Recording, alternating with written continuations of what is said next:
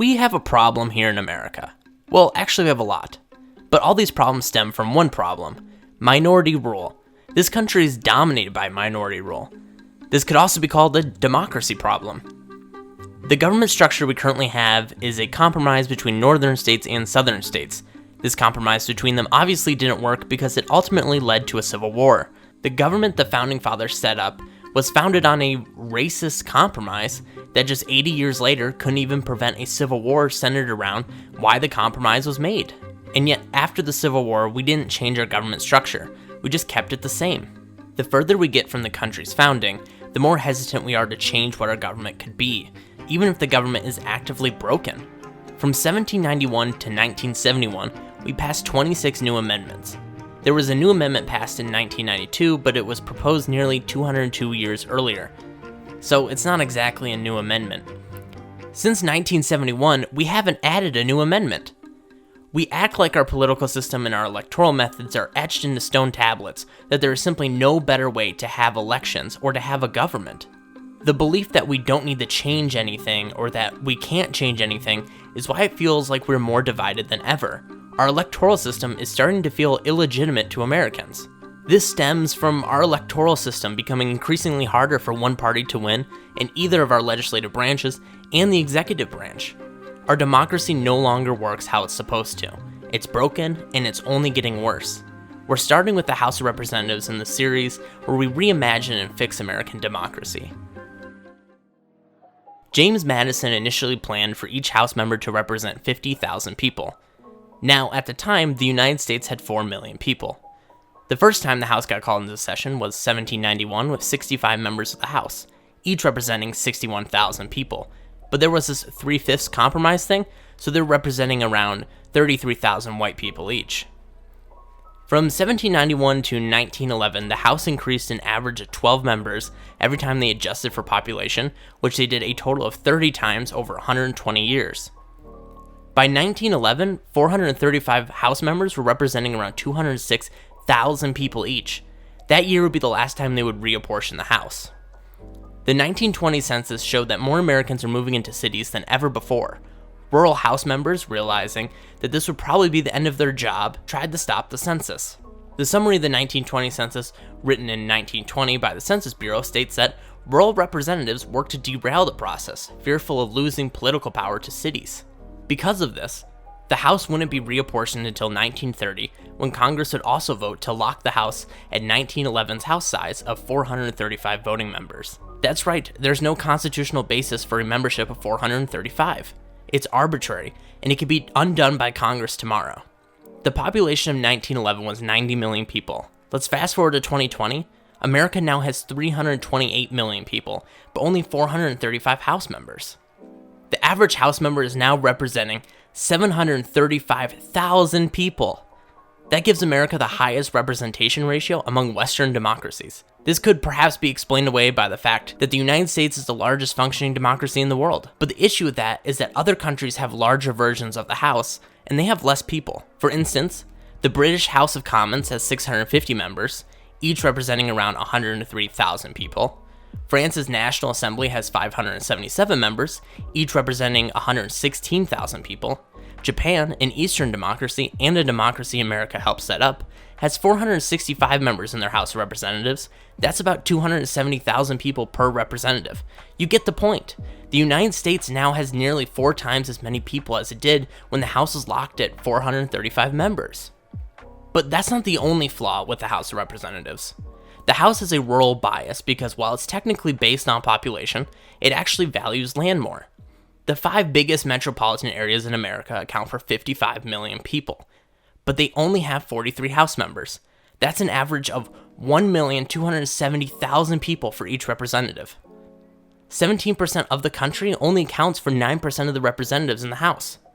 These 18 states account for 43 House members, but they have 25 million less people than the 5 biggest metropolitan areas in the country. Let's go one step further though. Let's get our population up to 55 million to see how many more representatives they have than the metro areas have. So in order to match 55 million people, we have to add 6 more states. Altogether, these 55 million people account for 74 House members, which is 17% of the entire House. So these 55 million people get 43 representatives, and these 55 million people get 74 representatives. The reason is that the House in its current construction values land over people. These 24 states account for nearly 1,500,000 square miles, while these 5 biggest metropolitan areas only make up 50,000 square miles. The way the House prioritizes land over people has made it increasingly hard for Democrats to win control of the House as the years have gone on. They have to win by a landslide margin in the popular vote in order to pull off a win. In 2010, Republicans won the House back from the Democrats with a 6% margin in the popular vote, and as a result, they won 63 seats. In 2010, Democrats won back the House from Republicans with a 10% margin in the popular vote, but they only won 41 seats. Despite 20 million more people voting for Democrats in 2018 than voted for Republicans in 2010, Democrats walked away with less seats. Obviously, though, the House doesn't go off the national popular vote, it goes off the vote in individual districts. Gerrymandering and the House valuing land over people has put Democrats at an extreme disadvantage. Democrats have to win in landslide proportions in order to win control of the House.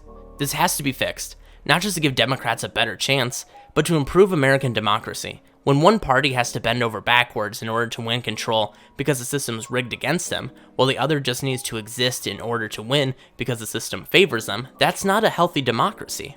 These massive districts, though, have also halted progress in Congress. Representatives now have to focus on so many issues, often conflicting issues, in order to best serve their constituents. Expanding the House would create a House that is literally more representative, including more people from underrepresented groups like women and minorities, and making for a more complete and richer legislative debate. The House, after all, is the House of the people. The Senate belongs to the states, but the House belongs to the people.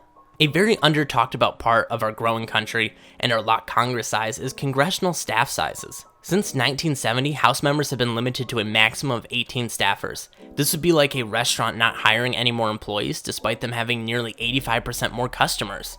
This service would be slow and inefficient. That's why businesses, when they get more customers, they hire more people. Congress should act the same. The solution to a House that values land over people is not to strip rural states of their representation in order to give cities more representation. The solution is to expand the House.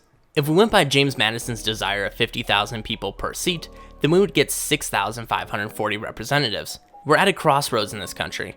We can't refuse to change things because the founders intended it to be this way, but then ignore the things we don't like that they also intended. We have to be willing to change it all if we're going to repair our democracy. So we could do what the founders did, but we don't have to. We are a different country than we were in 1790. This is no longer George Washington's America. The founders have been dead for over 200 years. It's our America now. So if we're not going to go with Madison's plan, then we need to create our own, because the current setup is not working. It's not working electorally, it's slowing down progress in Congress, and more importantly, it's not fair. One of the proposed ways of expanding the House is the Wyoming rule. Its proposal to increase the size of the House so that standard representation to population ratio will be that of the smallest state, which is currently the state of Wyoming.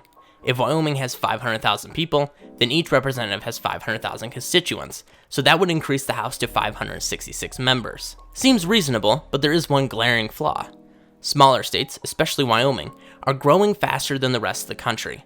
In the year 2000, the United States had 282 million people, and with the Wyoming rule, the House would have had 587 members. Now, 20 years later, there are 40 million more Americans.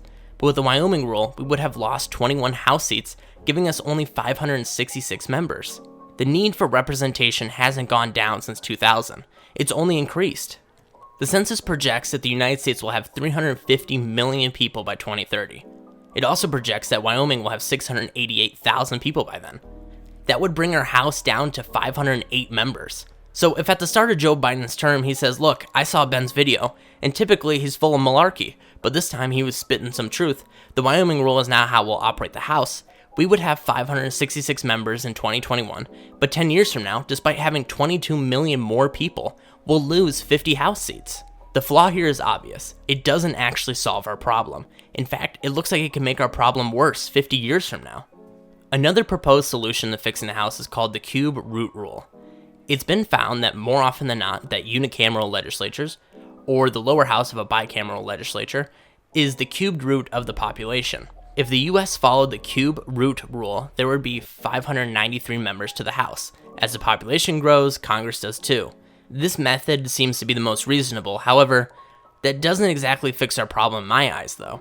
Each representative would have a district around 550,000 people, and I feel that's still too large for a single representative. But perhaps the cubed root rule is the best way to expand the House.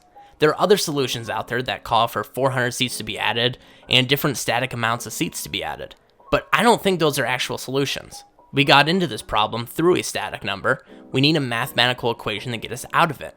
We need to increase the House in size every 10 years or frankly every 4 years. Now obviously there will be those who oppose expanding the House for partisan reasons, but this isn't about party politics or ideologies. This is about democracy and representation. Part of the reason our electoral system is so unrepresentative and frankly undemocratic is because we let party politics and ideologies determine what it should be. The most common opposing reason that's not coming from a partisan place is that you'll see people oppose expanding the House because you would have to do construction on the Capitol building. If construction is the biggest obstacle to increasing representation and improving our democracy, then we've lucked out. Look, you may not like the various proposed ways to improve our democracy in the House of Representatives, and that's okay. But you have to come up with something better, because we can't keep things the way they are.